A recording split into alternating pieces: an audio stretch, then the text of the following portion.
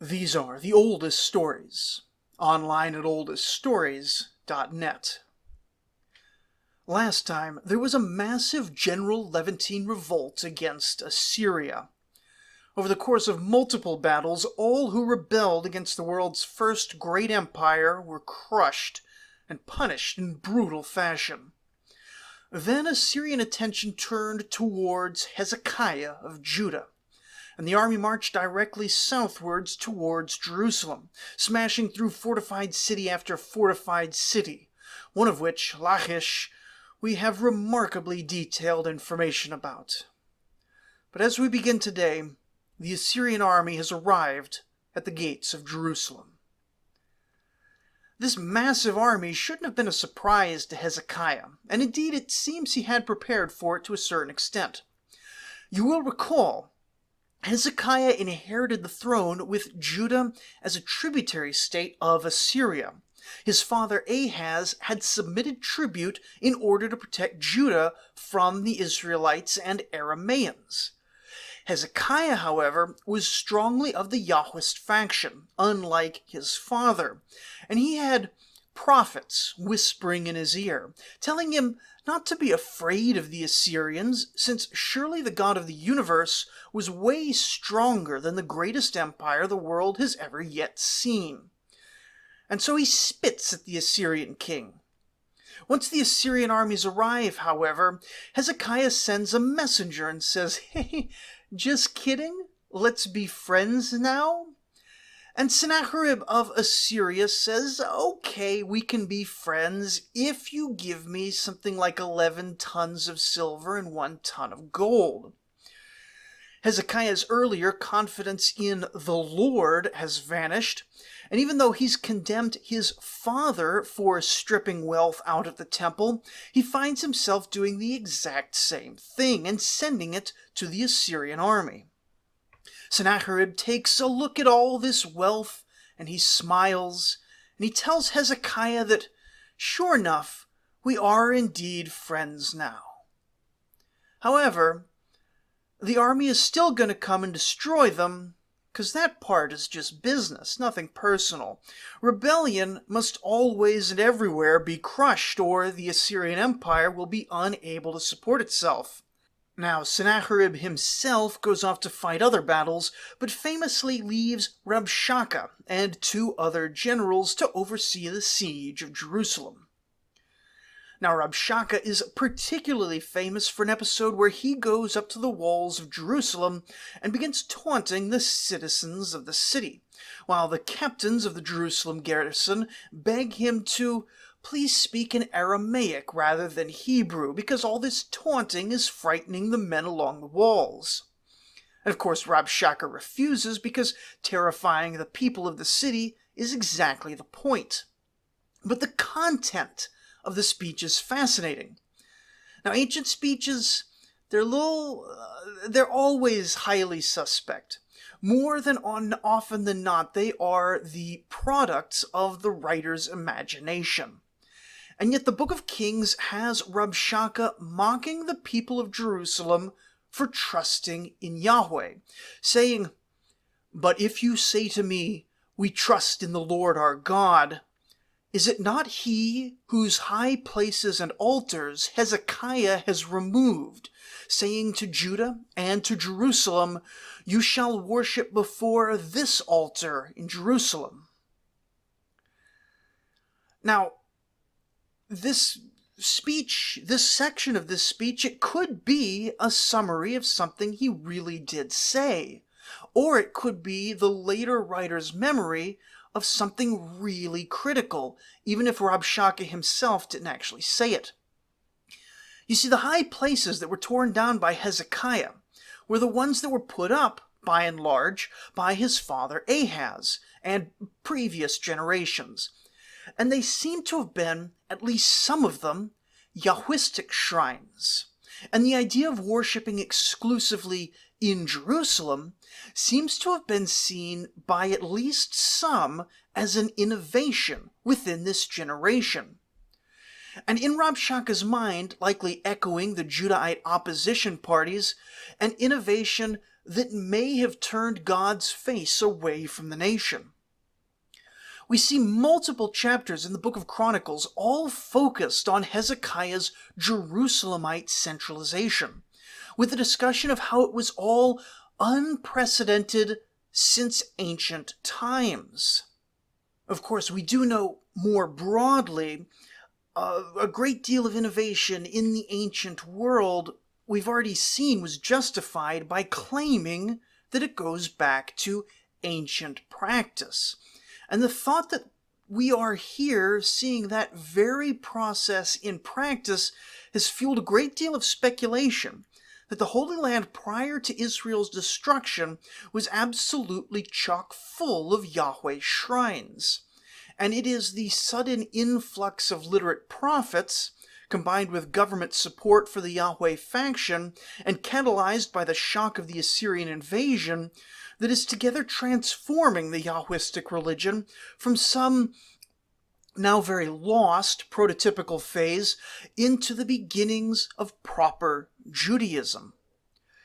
Of course, we've already seen that Yahwism is very much in evidence from an early period, some sort of worship of this particular god.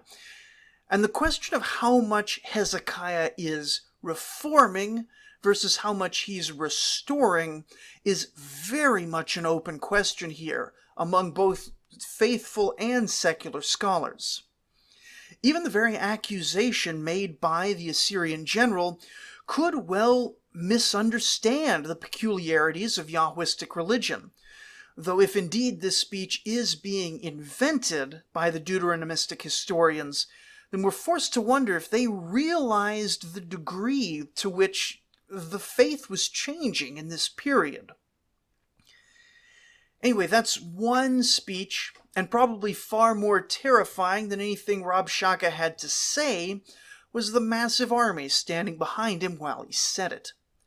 It seems that right from the start they knew they were in for a long siege, and the Assyrian army put their engineering talent to work, constructing a ring of fortresses around Jerusalem. In standard practice, a single oval-shaped fortress camp would be constructed by a single army when arriving at their destination. Building enough to fully surround Jerusalem, so we're talking at least 8, if not more, camps, would have required an army well above standard size, potentially multiple armies. We have no word if the Judahites even tried to sally out and interfere with the construction, but nothing seems to have been effective at preventing the siege itself. And then pretty quickly, Jerusalem was cut off completely from the outside world. Now Hezekiah was prepared for this. Some of his measures in preparation had proven ineffective. For instance, his work fortifying the outlying towns hadn't been enough to keep the Assyrians out. And though he had men capping all the springs outside of town, the enemy army seems to have had enough manpower to dig them all back out so that they could have water while besieging Judah. Some of his measures, however, were far more effective. He'd constructed a mighty curtain wall around some or perhaps all of the city, which, coupled with the natural terrain of Jerusalem and the Holy Mountain, made it one of the most indomitable fortress cities in the entire region. Additionally, he'd ordered the construction of the Siloam Tunnel, an underground access way to the primary spring of the city so that they couldn't be cut off from water. The construction of that was a pretty impressive achievement. 2 teams started at either end, one within the city and one over at the Gihon Spring. And we know from their soundings that they had a good idea the entire time of where they were and how deep they were as they cut through solid rock. The idea was for the 2 teams to meet in the middle, and we can see archaeologically that the meeting point was actually a little bit offset, but they did pretty good for a bunch of guys boring through solid rock with hand tools. As work crews were digging beneath the ground, other workers were building a new set of fortifications called Hezekiah's Walls to protect the city, which seems to have grown during the last century of economic advancement, and perhaps from a more recent influx of religious pilgrims as well. And I say workers were doing this, but let's not forget exactly who they were. Most of the time you just see Hezekiah built all these. Of course, Hezekiah didn't build any of that. He just ordered it. The tasks would have been overseen by specialized craftsmen, stone workers on contract to the king mostly, but the actual building and digging was done by regular men. Because Israel and Judah had the same sort of tax structure as every other nation in the ancient world. Farmers would be called up for a certain number of weeks to either serve in the military or serve on public construction projects.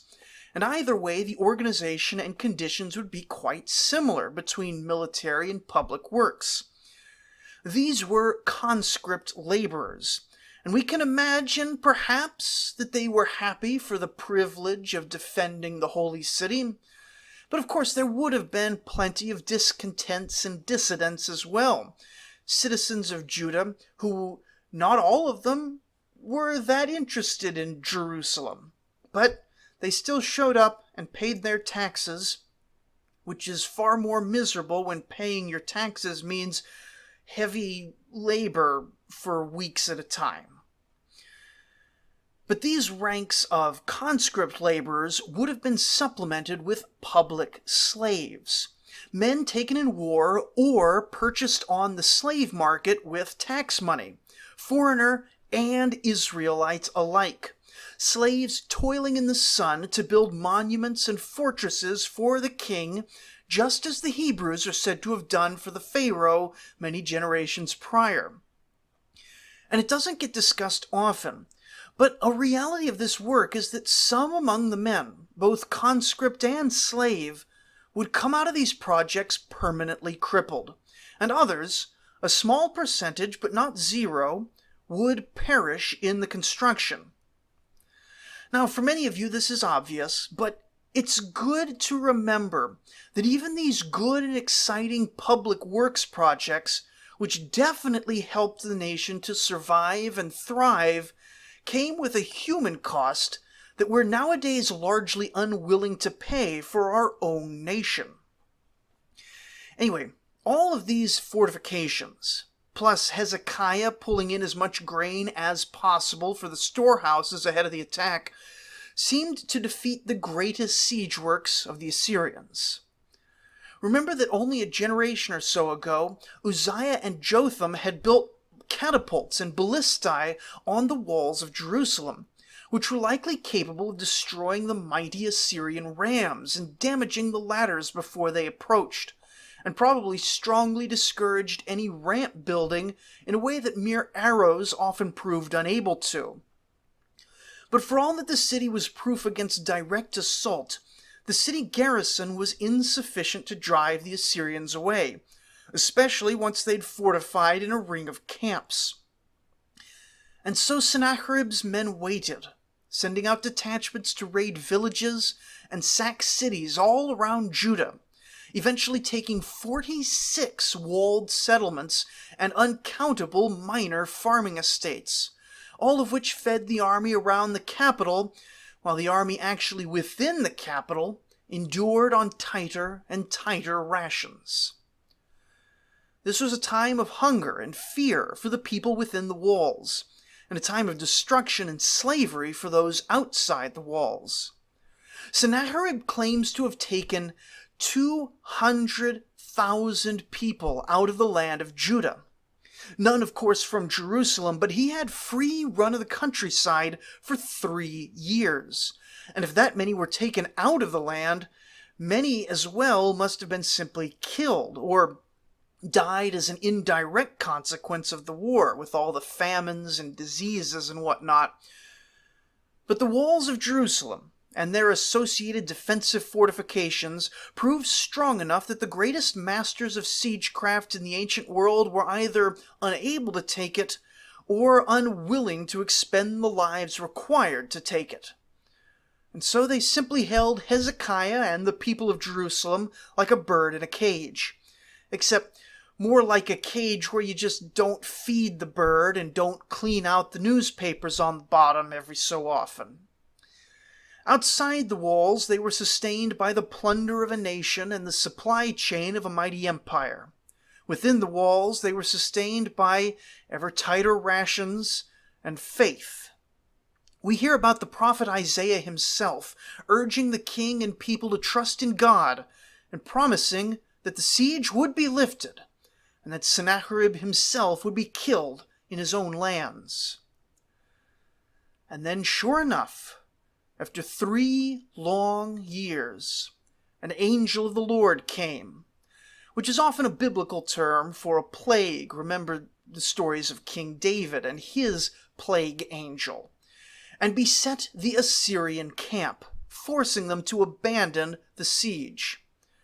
And we do think it was a plague here. Both the later historians Berossus, who was a Greek Mesopotamian, and Josephus, a Greco-Roman Jew, suggest as much. And the not always reliable Herodotus blames a bunch of mice, which could be easily associated with plague as well. And then, about 10 years later, Sennacherib was indeed killed by people within his own palace, just as Isaiah had predicted. Not right away, as far too many Bible commentaries are going to tell you. He did die like 10 years later, but sure enough, he died within his own palace, just as Isaiah had said he would.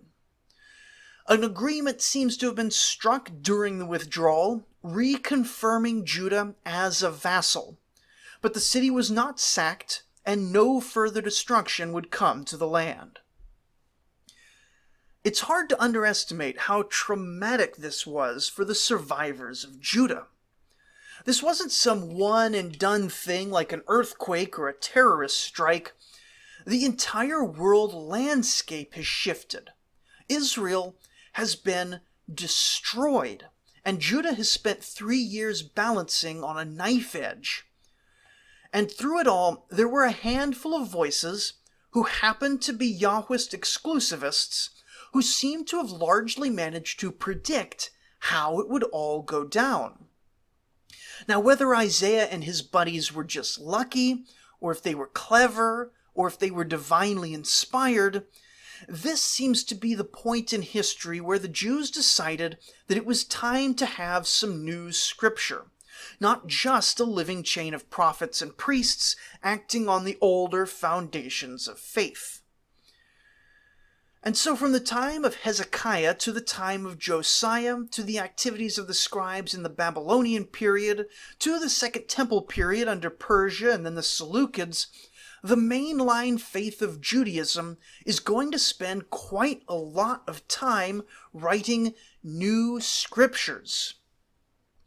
We have, in a way, ended the controversial section of our show.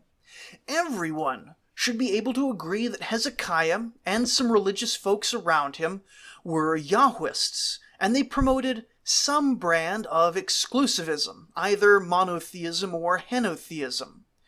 This means that they had some foundation of Yahwist religious tradition already in place. Maybe the first 5 books of Moses, maybe the first 4 books of Moses, or maybe a collection of traditions that would later get compiled into the book of Moses. And everyone should agree that the vast majority of the Old Testament was shaped during the next century and a half. Some of it composed, and some of it collected from older stories. Things like the histories, these kings especially, Samuel and Kings, were clearly collected and redacted and edited during this time. Things like the prophetic writings were clearly composed at this time, or for the later prophets, of course, composed later on. Things like Proverbs and Psalms were probably a mix of the two, some individual items written earlier, but with many later additions. There's plenty of room to debate at this point what got written in what ways. And of course, the question of whether this was all the work of man or the work of God is unsettled in theory. But historically, at least, we're now pretty certain that we have a kingdom of Judah in which a large faction of people are recognizably Jewish, though of course in a way rather different than the Jews of today. Anyway, Jew or not, the city of Jerusalem is now surrounded by a destroyed nation. And we know basically nothing at all about how it was put back together. We can guess, though, that the answer is just, really, really slowly and really painfully, with a lot of just absolute misery. We hear the story of Hezekiah being miraculously healed and given an extra 15 years of life, and some have suggested this is a metaphor for how Judah, as a nation, wanted to recover. The shadow going back to the steps of Ahaz could suggest that the people of Judah wish that they could go back to before all of this destruction had happened, but which, for the Yahwist faction, also meant undoing all the religious progress that they had made during the siege, which we see indeed in the wickedness of the next generation. One thing we do hear is that Hezekiah made provision to protect and rebuild his nation by opening up trade relations with Babylon, something roundly condemned by Isaiah. And then we hear that whatever else Hezekiah may have done is written in a book that's now lost, so of course that's the end of that. His successor was his son Manasseh, about whom Scripture has surprisingly little to say compared to the volumes spoken about him in various traditions and in archaeology. Kings and Chronicles are in agreement that he was wicked. Wicked in the sense of patronizing the reconstruction of various public works projects and religious institutions that had been destroyed during the Assyrian invasion.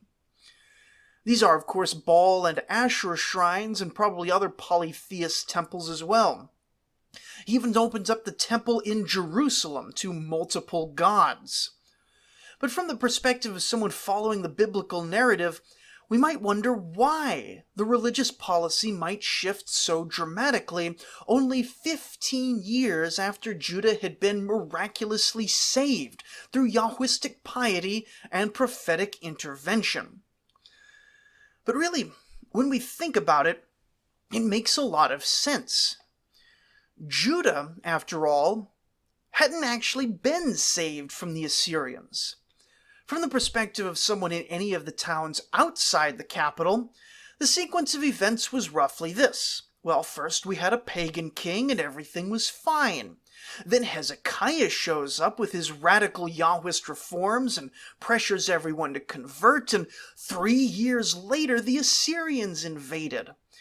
Then they destroyed literally every town outside the capital, and only left once the temple in Jerusalem had been stripped of its treasure in order to pay for Judah to return to being a subject nation. Judah was punished, and the proximate cause could easily be seen as the reformations of that generation, not the wickedness of previous generations. What's more, Hezekiah spent the back part of his reign, from archaeological indications, rebuilding primarily the area around Jerusalem. By the time Manasseh takes over, it's time to put efforts into rebuilding the rest of Judah, and it seems that the outlying areas were far more Canaanite in their worship. And so Manasseh, despite being the son of pious Hezekiah and grandson of the prophet Isaiah, found himself influenced by the interests of the wider nation, and was probably quite young at his coronation and thus likely easy to influence. And for the next 55 years, the longest reign of any Judahite king, an opponent of Yahwism is granted by God a reign marked by peace, reconstruction, and the gradual economic dominance of the South for the first time in the history of the divided monarchy. We know of wars in the region during this period, but we know of none involving Judah, and given their position as a loyal tributary, not an annexed state, it is possible, though not certain, that they didn't even have a duty to provide manpower for the various Assyrian wars against Egypt and various other regional powers. The nation is plugged into the regional trade system, and though the demographic collapse takes multiple generations to recover from, as manpower does get restored to Judah, we can see archaeologically that they take advantage of it with gusto, using their position surrounded by so many devastated neighbors to be the main trade route, just sort of by default for anyone going in that general direction. But there's little we can say about Judah's economic ascension here without noting the context. Just as the post-World War II economic boom in the USA was enabled in part by the utter destruction of the main economic competitors in Europe, so too did Judah rise by climbing up the corpses of the 10 northern tribes.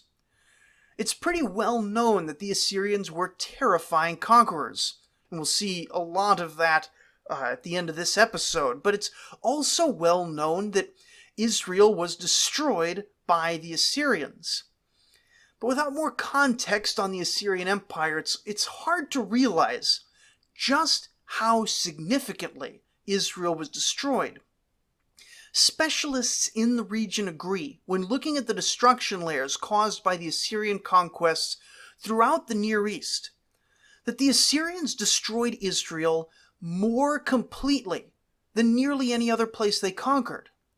Israel's destruction and depopulation was unusually thorough, and the repopulation by outsiders was unusually sparse.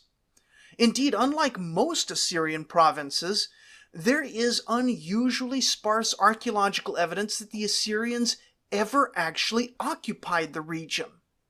A handful of cities were constructed or reoccupied, and the primary evidence that Assyria was there at all, aside of course from copious written documentation in the imperial capital, is centered around a scattering of logistics outposts just in the southeast of Israel, which were essentially just a staging ground for the army whenever it needed to pass that way. The rest was emptied out in a way that few places has ever been emptied out in human history. Like a post-apocalypse, nature took over much of the land, and we hear of a fear of wild beasts returning to the people if we look for it in the prophetic writings. Honestly, I don't know how to really describe it except to reference the prophet Hosea, but we're going to save Hosea for the end of today's episode, so we don't get too far off track. Now there's a wider question in all this, which is why Israel was so thoroughly destroyed and then not reoccupied. We don't have a strict answer here in history, aside of course from the righteous judgment of God, but it seems that unlike most places Assyria conquered, there really wasn't that much of value in the northern Samaritan and Galilean territories. The empire was pretty regularly resettling people, but it didn't resettle them just randomly. People were being sent to places of strategic significance or economic significance, and even given a fair bit of aid in those first few years to get them established as productive citizens. And so we do see settlement along the borderlands, and more sparsely along a set of major roadways. One area of concentration is just south of Tyre. One is just north of Philistine territory. One is at Megiddo, a major strategic crossroads in the area. And these three sets of development were all clearly strategic in nature, allowing armies to be marched and staged, as well as allowing merchant convoys to be controlled when entering the nation. Then there were much smaller, economically focused settlements at Samaria and Dan, which had been among the wealthiest cities of northern Israel previously, because they'd had more economic potential than other places. But from the standpoint of the empire, this whole region was a marginal backwater, barely worth holding on to. The whole place had been destroyed not because Assyria wanted the land of Israel, but out of Assyrian pride and their reputation, out of a need to crush a rebel. Remember that in both the case of Israel and Judah, it was the Jewish kings who had initially offered submission to Assyria, and afterwards Assyria merely demanded that they keep to the agreements that they had wanted in the first place. Anyway, 55 crucial years pass in this manner, with Judah rebuilding and Israel not, and the Assyrian Empire focused on much larger things. In the midst of all this, the people of the land come up with essentially 4 new religious traditions, which come to lay the groundwork for all that is to come. First of all, the people who enter into Israel seem like they're generally quite polite and friendly people. Now, they're all coming from a polytheistic background, and upon arriving in the new land, courtesy, of course, of Assyrian transportation, they ask the few survivors, and they ask the folks down in Judah, who the god of the land was, so that they can properly honor him. Now, someone, it seems, tells them about the God of Abraham, and then they quite obligingly construct altars and shrines in his name. Now, of course, they establish these shrines right next to their shrines for the other gods of this land, the Baals and the Ashtoreths and such, and also right next to the gods of their former lands, which are as varied as the Iranian mountains and the Mesopotamian lowlands, the Arabian deserts, and the Anatolian foothills. That's a lot of gods, so they don't get full marks on execution here, but they are trying in their way. Now, another tradition that may have existed long before but is now really visible as a separate entity starts to break out. Among the surviving northerners, since even the efficient Assyrians weren't able to round up literally everyone, was a group of Yahwist supremacists. Now, it isn't clear if these are monotheist exclusivists at this point, but they certainly put the God of Moses first. These guys seem to blame the destruction of their entire world on Judah, specifically saying that their faith had been corrupted ever since King Saul and the prophet Samuel. These guys cling even more strongly to a slightly modified version of the Torah, the 5 books of Moses. Though, of course, they'll tell you that it's the Judahites who have the modified version and they have the original.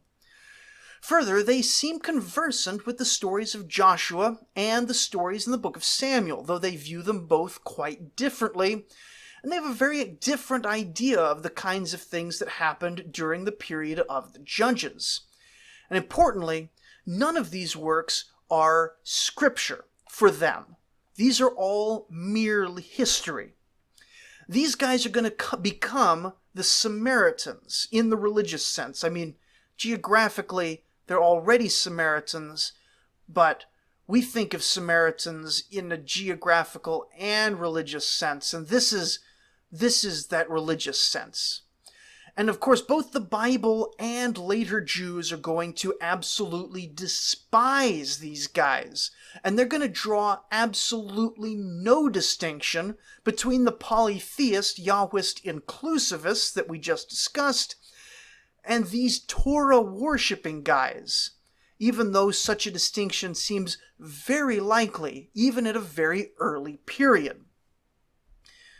Meanwhile, mostly in the south, but possibly also in the north as well, there has been, for a while, a population of basically Canaanites, people holding to the old polytheistic religion. And while they seem to have coexisted with the Yahwists quite often, indeed they even seemed to hold him among the national deities for the most part, the increasing stridency of the Yahwist exclusivists appears to be causing ever more troubles.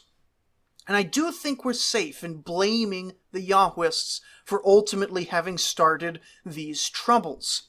Scripture itself tells us that the early polytheists were quite happy including Yahweh in the larger pantheon, but some remarkably rude and mocking rhetoric from the prophets, as well as Yahwist-initiated pogroms during their time in power, have, it seems, belatedly invited a more consistent level of pushback and even retaliation.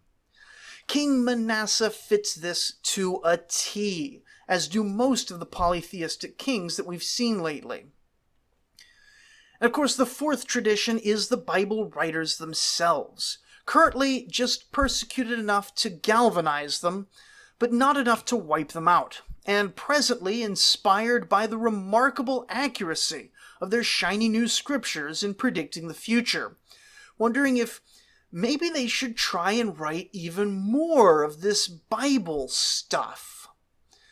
They're politically active, that much is clear from the prophet Nahum, if nothing else, who published a bunch of anti-Assyrian invective right around this time, threatening the destruction of Judah's overlord and raining down curses upon them.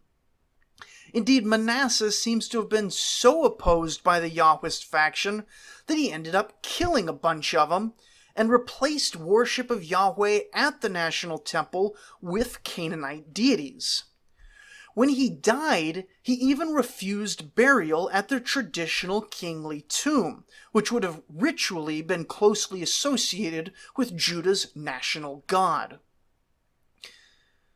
Now, these four primary currents, and the biblical writer's reaction to each, is hugely important, as this is a large part of the background against which the Deuteronomic histories and many of the middle prophets are written. But this conflict also shapes Judah uniquely among nations, as other Near Eastern countries simply don't have the same level of internal religious conflict, or at least we don't hear about it. And isn't that odd, talking about, most Near Eastern countries don't have any religious conflict? That's not something we have nowadays, but the past is a foreign country. And this religious conflict is ultimately going to destroy the nation. Now, since we pass super fast through the long rule of Manasseh, we now bring ourselves to within a generation of Judah's destruction. Now, at the end of Manasseh's life, before we get too far ahead, Chronicles recounts an interesting story. Apparently, for no clear reason, the Assyrian army shows up near the end of his life, and he captures the king, and then for some unclear reason brought him to Babylon to be humiliated before the Assyrian king? Now, following this experience, he then converted to Yahwist worship, he repented of his sins, he tore down pagan shrines, he restored the temple back to proper form, he brought the entire nation into proper worship, and then everyone clapped. Problem with this story, though, is that it doesn't make a lot of sense. Rabbinic traditions have even pointed out for centuries that this story feels garbled, and also ask why, if Manasseh restored the proper faith, was it necessary for Jeremiah to complain so much and for Josiah to institute reforms in the next generation? Why does the king's account omit this deathbed conversion when it seems to be a big deal? And from a more modern perspective, the mentions of Manasseh in the accounts of the Assyrian rulers of his age seem to view him as a peaceful and willing vassal, with no mention of any conflict against Judah in this period. Now, perhaps Manasseh did take a trip to visit his overlord, and perhaps he did soften on his persecution later in life, and this is merely an exaggerated or garbled account of that. Bottom line here is, we don't really know where this story comes from. we don't have a good way to fit it into the larger narrative. And the historically safest conclusion is that the chronicler, writing maybe 2 or 3 centuries later, just got something wrong, either accepting as true a wholly fake story, or misinterpreting a perhaps fragmentary mention of something that was, in reality, far less dramatic. Anyway, Manasseh dies around 643 BCE, and a good 70 years have now passed since we started today's episode with Judah under siege. Judah has slowly recovered while Israel has largely been left desolate. And this desolation is genuinely unusual in its severity. I mentioned it before, but keep that in mind. It's weird. Whole vast swaths of the region of Samaria and the Galilee, which are, as of now, 2 separate regions because the Assyrians conquered and administered them separately, appear to have been completely unoccupied for a century or more. This is because it seems to have decided, the Assyrian Empire has decided, that the land just wasn't economical compared to all the other places that the empire could invest in. Now, if we're thinking of this from Nineveh, or if we're thinking of this like a strategy video game, we can understand the logic here. But for the people actually living in Israel, or the people looking to their north from Judah, the scale of this devastation is hard to really understand. Thankfully, as I mentioned earlier, there is a contemporary writer whose writings survive, discussing, in part, the destruction of Israel. This is the book of Hosea, one of the oldest prophets, and widely agreed among both secular and faithful scholars to be genuinely from around this period. Now, the whole book of Hosea is a fascinating text. It's far too often read in a specifically Jewish or Christian context, and rarely read for being a truly ancient writing, with insights into the era and the mindset of the people at that time. But we're going to focus principally on the destruction of Israel and how it was perceived by at least the Yahwist faction in Judah.